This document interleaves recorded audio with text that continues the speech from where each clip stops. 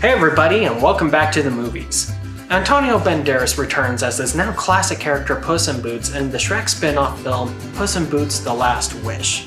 In the story, Puss gets kind of spooked by the fact that he is now on the last of his 9 lives. He encounters a strange assassin who is just determined to take the last life, and so Puss ends up going into retirement and becoming a house cat. This is where dignity goes to die. He's pulled out of retirement though when he overhears our secondary characters, Goldilocks and the Three Bears crime family, talk about a magic map that leads to the wishing star, which can grant any wish you want it to.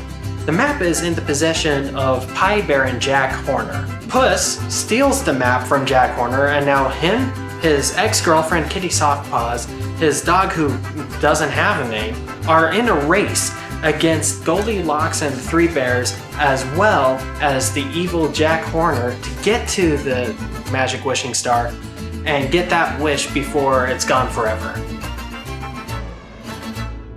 I loved this movie. I really liked this movie.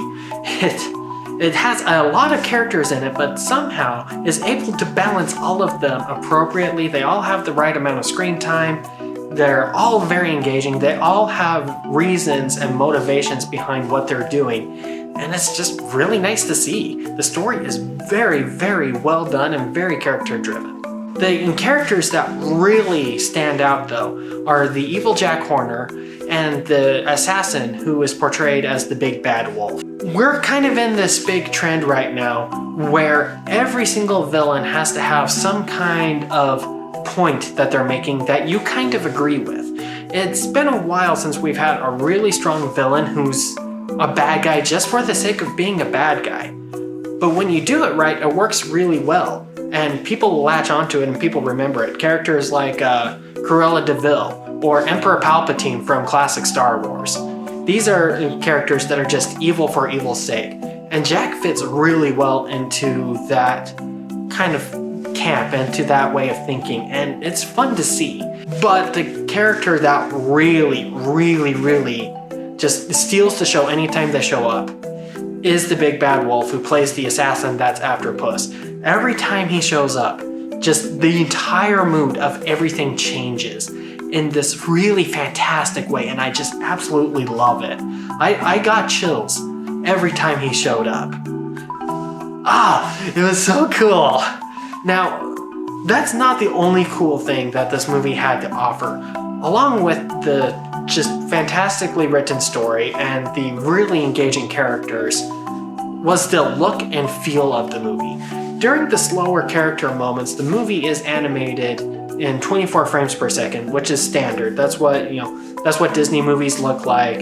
It's what most Dreamworks movies now look like. It's really cool. But during the action scenes, they took a page out of Into the Spider-Verse as well as classic 80s anime like Akira, and they dropped the frame rate and everything just gets really bombastic and really actiony. It looks like a storybook when it slips into those action sequences, and it's so fun to watch.